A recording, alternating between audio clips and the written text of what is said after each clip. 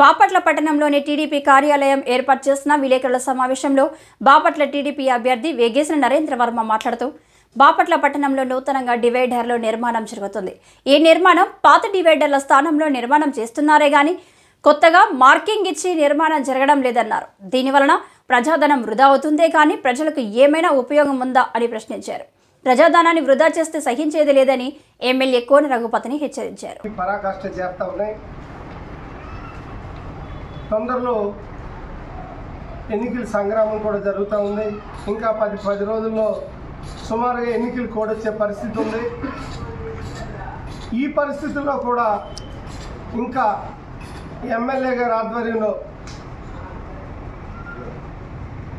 చాలామంది వైసీపీ నాయకులు అవినీతి ఆరోపణలతో ఉంటా ఉన్నారు. దానికి లేటెస్ట్గా బాపట్ల పట్టణంలో డివైడర్లు తీయటం గురించి ఈరోజు మీతో చర్చించాలనుకుంటున్నా. మీ అందరూ తెలుసు, రోడ్ల మీద తిరుగుతున్నారు. బాపట్ల డివైడర్లు తీసేయటం గురించి మనం చూసాం. కానీ కొత్తగా డివైడర్ ప్లేస్మెంట్లు మార్చి ఏమైనా వేస్తున్నారా, అటు ఇటు కొలతలేసి మధ్యస్థంగా ఏమైనా పెడుతున్నారా అంటే కరెక్ట్గా పాత డివైడర్లు ఎక్కడ ఉన్నాయో ఇప్పటివరకు డివైడర్ల నిర్మాణం జరగటం అంతవరకే అలాగే జరుగుతూ ఉన్నాయి. మన సాయి పాలిస్ ఎదురుగుండా ఒకవైపు రోడ్డు ఎంత ఉందో రెండో వైపు రోడ్డు ఎంత ఉందో కొలతలు వేస్తే మీకు అర్థం అవుతుంది. సెంట్రల్ డివైడర్ పర్ఫెక్ట్గా సెంటర్ తీస్తున్నామని చెప్పారే కానీ అలా జరగట్లా. నేను ఈ మాట ఎందుకు చెబుతున్నానంటే, ఇంతకుముందు ఎవరైతే భాను ప్రతాప్ మా ఇంటికి రావడం జరిగింది. డివైడర్లు రోడ్డు సమానంగా కొలత తీసుకుని సెంట్రల్ డివైడర్ వేస్తున్నామండి, దానికి సంబంధించి విగ్రహాలు తొలగిస్తున్నాం. దానికి సంబంధించి తెలుగుదేశం పార్టీ దివంగత నేత నందమూరి తారక రామారావు గారి విగ్రహాలు ఉన్నాయి.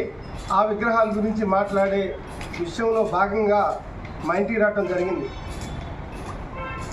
అప్పుడు చెప్పారు సెంటర్కి డివైడర్లు వేస్తాం, రోడ్డు కొలత తీసుకుని దాని ప్రకారం అని. కానీ ఇప్పుడైతే అది జరగట్లా. ఉన్న డివైడర్లను తీసేయటం ఎందుకు, 2 కోట్ల రూపాయలు జనానికి ప్రజాధనాన్ని అలా ఖర్చు పెడతాం ఎందుకని నేను ఈరోజు ప్రశ్నిస్తున్నా. ఇక రెండో విషయానికి వచ్చేదానికి, గత 40 సంవత్సరాలుగా శ్రీనివాస నగర్ ఫస్ట్ లైన్లో డివైడర్ ఉన్నా కూడా దారి ఉంది. కానీ ఆ దారి ఇప్పుడు లేకుండా చేశారు. అక్కడ కాలేజీలు ఉన్నాయి. లోపల చైతన్య కాలేజీ, ఆ ప్రాంతంలో ప్రజలు చాలా ఇబ్బందులు పడుతున్నారు. సరే ఏంటి విషయం అంటే, ఆ లోగుట్టుకు వెళ్తే మనం ఆ డివైడర్లు దారి ఇవ్వాలంటే ఎమ్మెల్యే గారు డబ్బులు అడిగారని తెలియజేయటం స్థానిక చర్చాంశంగా మారింది. అది నా దృష్టికి తీసుకురావటం కూడా జరిగింది. ఇటువంటి పరిస్థితుల్లో ఈ వైసీపీ పెద్దలు ఇలా ఎందుకు ప్రవర్తిస్తున్నారో నాకు అర్థం అవట్లా. ఇది చాలా అన్యాయం. నేనైతే